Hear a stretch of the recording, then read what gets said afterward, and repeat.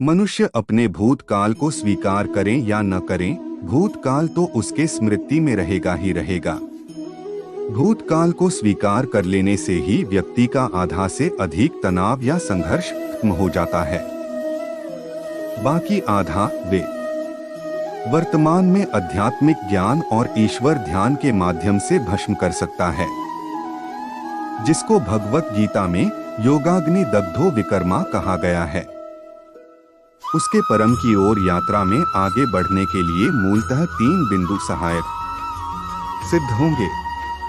एक बिंदु वे खुद ही एक दिव्य ज्योति बिंदु स्वरूप आत्मा है, अजर अमर अविनाशी है। दूसरा वे ज्योतिर्बिंदु आत्मा परमपिता परम ज्योतिबिंदु ज्योतिर्लिंग परमात्मा शिव बाबा की प्रिय संतान है। सभी मनुष्य आत्माएं आपस में रूहानी भाई भाई है। तीसरी बिंदु है अतीत का। पास्ट को फुल स्टॉप लगाएं। जो बीत गया उसको बिंदी लगाकर आगे बढ़े। बीती को इति करें। अतीत की बातों से शिक्षा लेकर आगे बढ़े कि उस अतीत में ही उलझे रहें। अतीत को बिंदु लगाने की अर्थात अतीत की प्रभाव से बचने की सहज सरल उपाय है अपने मन को स्वयं की आत्मा बिंदु स्वरूप में स्थित करें। आत्मिक गुण धर्म शांति सुख प्रेम पवित्रता में रमण करें। परम ज्योति बिंदु परमात्मा सच्चिदानंद स्वरूप की चिंतन में रहकर वर्तमान के कर्तव्यों को सुख से शांति से या प्रेम से संपादित करते रहे। इन 3 बिंदुओं में स्थित होकर सांसारिक कर्म करते रहने को गीता में योगस्थ कुरु कर्माणि तथा योगः कर्मेषु कौशलम कहा गया है। इससे ही हमारे व्यवहार और परमार्थ दोनों सिद्ध हो जाता है। अतीत की यहाँ कहानी अवश्य सुने। एक प्रोफेसर क्लास ले रहे थे। क्लास के सभी छात्र बड़ी ही रुचि से उनके लेक्चर को सुन रहे थे।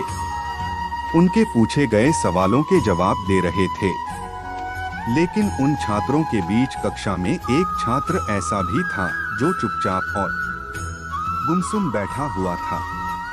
प्रोफेसर ने पहले ही दिन उस छात्र को नोटिस कर लिया, लेकिन कुछ नहीं बोले।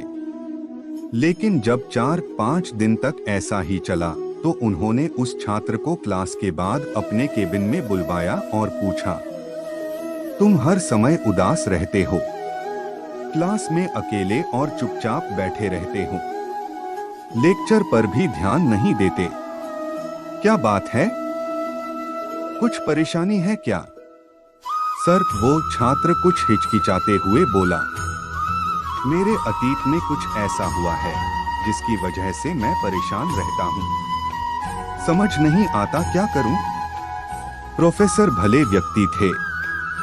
उन्होंने उस छात्र को शाम को अपने घर पर बुलवाया। शाम को जब छात्र प्रोफेसर के घर पहुंचा तो प्रोफेसर ने उसे अंदर बुलाकर बैठाया। फिर स्वयं किचन में चले गए और शिकंजी बनाने लगे।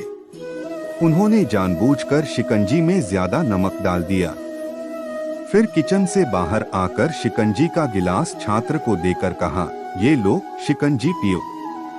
छात्र ने गिलास हाथ में लेकर जैसे ही एक घूंट लिया, अधिक नमक के स्वाद के कारण उसका मुंह अजीब सा बन गया। यह देख प्रोफेसर ने पूछा, क्या हुआ? शिकंजी पसंद नहीं आई? नहीं सर, ऐसी बात नहीं है, बस शिकंजी में नमक थोड़ा ज्यादा है। छात्र बोला, अरे अब तो ये बेकार हो गया, लाओ गिलास मुझे दो, मैं इसे फेंक देता हूँ। प्रोफेसर ने छात्र से गिलास लेने के लिए अपना हाथ बढ़ाया, लेकिन छात्र ने मना करते हुए कहा, नहीं सर, बस नमक ही तो ज्यादा है, थोड़ी चीनी और मिलाएंगे तो स्वाद ठीक हो जाएगा। यह बात सुन प्रोफेसर गंभीर हो गए और बोले, सही कहा तुमने, अब इसे समझ भी जाओ, ये शिकंजी तुम्हारी जिंदगी है, इसमें घुला अधिक नमक तुम्हारे अतीत के बुरे अनुभव हैं। जैसे नमक को शिकंजी से बाहर नहीं निकाल सकते, वैसे ही उन बुरे अनुभवों को भी जीवन से अलग नहीं कर सकते। वे बुरे अनुभव भी जीवन का हिस्सा ही हैं। लेकिन जिस तरह हम चीनी घोलकर शिकंजी का स्वाद बदल सकते हैं, वैसे ही बुरे अनुभवों को भूलने के लिए जीवन में मिठास तो घोलनी पड़ेगी ना।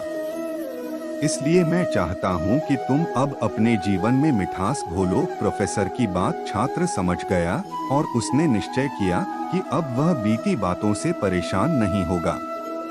सीख जीवन में अक्सर हम अतीत की बुरी यादों और अनुभवों को याद कर दुखी होते रहते हैं। इस तरह हम अपने वर्तमान पर ध्यान नहीं दे पाते और कहीं न कहीं अपना भविष्य बिगाड़ लेते हैं। जो हो चुका उसे सुधारा नहीं जा सकता, लेकिन कम से कम उसे भुलाया तो जा सकता है, और उन्हें भुलाने के लिए नई मीठी यादें हमें आज बनानी होंगी। जीवन में मीठे और खुशनुमा लम्हों को लाइए, तभी तो जीवन में मिठास आएगी। जय श्री कृष्णा दोस्तों, वीडियो अच्छी लगी हो तो लाइक और सब्सक्राइब करके कमेंट करें, हम आपके आभारी रहेंगे।